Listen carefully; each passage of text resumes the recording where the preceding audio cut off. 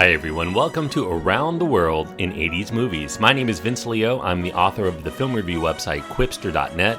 I invite you to check out all of my written reviews stemming all the way back to 1996. That's at Quipster.net, QWIPSTER.net. Before I get into today's review, I just want to mention, because I haven't really been promoting it, that there is a blog for this show. It's at atwmovies.com. ATW Movies, that stands for Around the World, movies.com, and you will find not only links to every episode, but you'll be able to sort them by the type of movie they are, or maybe some of the more specialized things that happened in the 1980s. I'll try to do a pretty good job of making it granular, and I may also post a few blog posts on there from time to time as well, so check that out. We're going to get into the second of the films that are based on toys that were done by Sunbow and Marvel in a collaboration to make an animated feature based on a Hasbro toy. The previous episode was about Transformers, the movie. This one also has the movie in the title. It's My Little Pony, the movie from 1986. Actually, this one was released first, just a couple of months before the Transformers film. It's a fantasy animated feature. It's basically made for kids. It's a G-rated film. It's suitable for all audiences, and the runtime is 1 hour and 26 minutes. It's an animated feature, so we have an all-vocal cast here of Cloris Leachman, Madeline Kahn, Rhea Perlman, Danny DeVito, Rhea Perlman's husband, Tony Randall, Charlie Adler, and Nancy Cartwright, who does the voice of Bart Simpson on The Simpsons, Peter Cullen, Frank Welker, Susan Blue, who also did vocal work in the Transformers, the movie, are also in this film. The director is Mike Joens. No, not the rapper. Joens is how you spell Jones. Hopefully that's how you pronounce Jones. I'm not 100% sure. The screenplay is credited to George Arthur Bloom. So I realized that the age demographic for this film, My Little Pony, the movie, is far below my current age. It's predominantly aimed at kids below perhaps 10 years old, but when you're a dad with a 6-year-old daughter and one who's a huge fan of the new version of the characters in My Little Pony, Friendship is Magic, she watches it all the time on Netflix. I think she's run through each episode about 5 times, and she still continues to watch it. You end up watching your share of films that are not only for kids, but more specifically for young girls when you have a daughter as young as my daughter. So along these lines, while I realize that this is not a film that I would have ever sought out on my own, I guess the biggest surprise about this near 90-minute commercial to sell dolls to girls like my daughter is that it's surprisingly watchable for adults to follow and enjoy. Cloris Leachman here voices the evil witch that lives with her 2 bumbling daughters. Her daughters are Rika, who is voiced by Rhea Perlman, and Randall, voiced by Madeline Kahn. They live in this volcano of gloom that overlooks the idyllic Dream Castle in Dream Valley, where the magical pastel-colored little ponies and other interesting creatures reside. Disgruntled Rhea, that's the name of the main witch, she hates the happy ponies, so she concocts a scheme to get rid of them for good by flooding their home and the surrounding areas with a strange and nearly indestructible purple slime called the smooze. Some people think it's gray. It looked purple to me, but the smooze will pave over everything that's beautiful in the area forever with an impervious shell once it solidifies. To escape their plight, the ponies find themselves having to ally with some new friends like the Grundles, who once also suffered the same fate of displacement from the smooze in order to return to their normally carefree lives as ponies yet again. My Little Pony the movie follows the lead of 2 television specials that aired in the preceding year that established the ponies in their peculiar world. This is a full-length feature. It peppers the very basic plot with a lot of interesting bells and whistles, the most prominent among them being that several musical numbers of different varieties reside within. This one references quite a few old Disney fairy tales in its animation as well as its style, although not in any kind of serious vein. It's in keeping with the just a tad better than TV quality that was no doubt greenlit because of the box office success of the Care Bear movies released just the year before.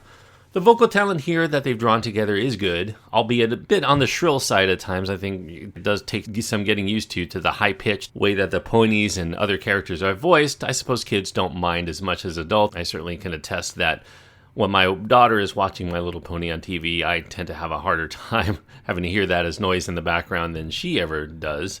Cloris Leachman gives her all as Rhea, and she works well in contrast with Rhea Perlman and fellow Mel Brooks alumnus Madeline Kahn in their roles as the evil but still surprisingly likable witches. Rhea Perlman's husband, Danny DeVito, he gets top billing for the film for being the most recognizable actor of the bunch, at least at that time. But his role as the sweet-natured king of the brutish-looking but inherently kind Grundles is a fairly small one for somebody who's going to get top billing. Tony Randall here, he also delivers a terrific musical number in his soul scene as the kooky wizard named the Moo Chick. This one's produced by Japan's Sunbow Entertainment and the offshoot of the American comics company Marvel Productions. South Korea's ACOM Studios also contributed to some of the animation. This is a film that joins their other release of 1986, The Transformers the Movie, as a theatrically released attempt that failed to get their fan base to go out to the movies to catch, as My Little Pony raked in less than $6 million overall, pretty much faring the same as the Transformers the Movie at the time. It didn't even rise above 10th place in any week of its release. And alas, unlike the Transformers, the cult audience for My Little Pony the Movie is substantially small comparatively these days, despite being a very charming little film that many would no doubt appreciate. My daughter, I will say, was very much into it. I had a little bit of skepticism considering that the ponies are different than the ones that she knows, but she liked these quite a bit. I think she still prefers the new version of My Little Pony today.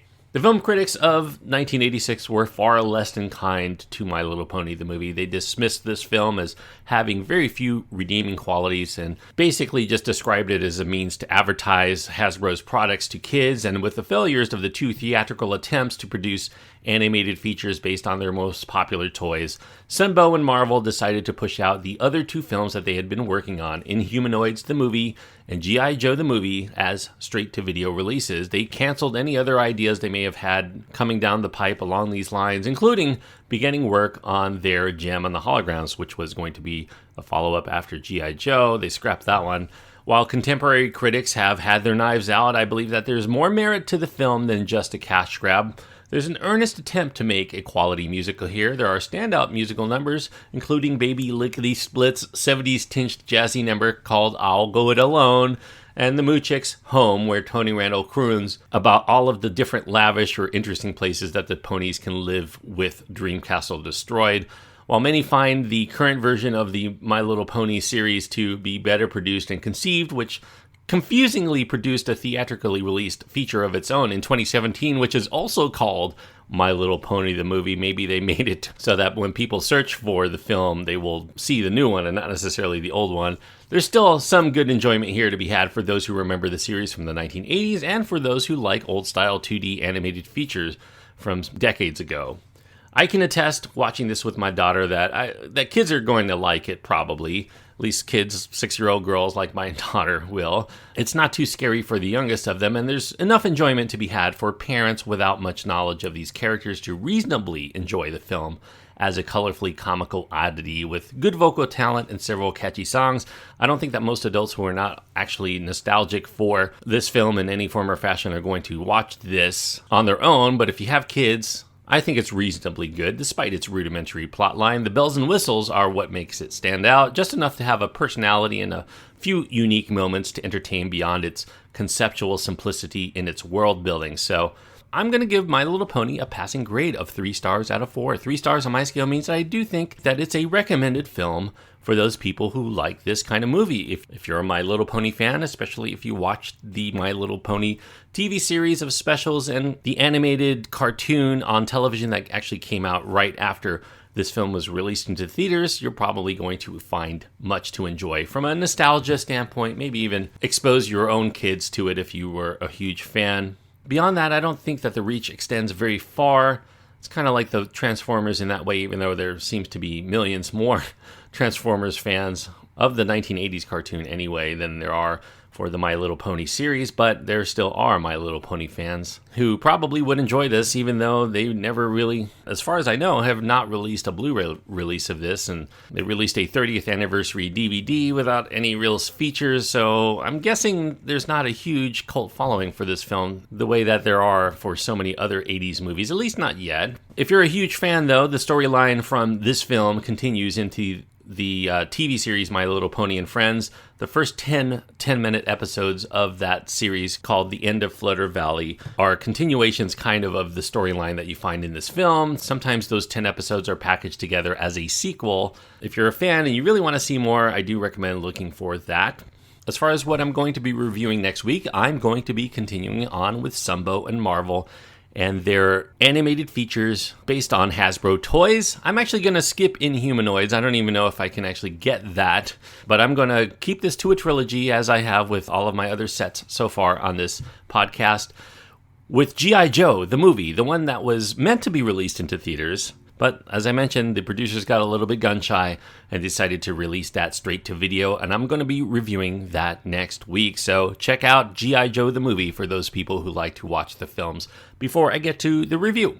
Before I go, I also want to mention that I do cover brand new films on another podcast called the Quipster Film Review Podcast. If you want more information on that, go to quipsterpod.com, quipsterpod.com. And you'll find out more details about that. I just reviewed Solo, a Star Wars story, as of this recording, so if you want to hear my take on that, check out the Quipster Film Review Podcast wherever you're listening to this right now. Just do a search for it and you'll find it.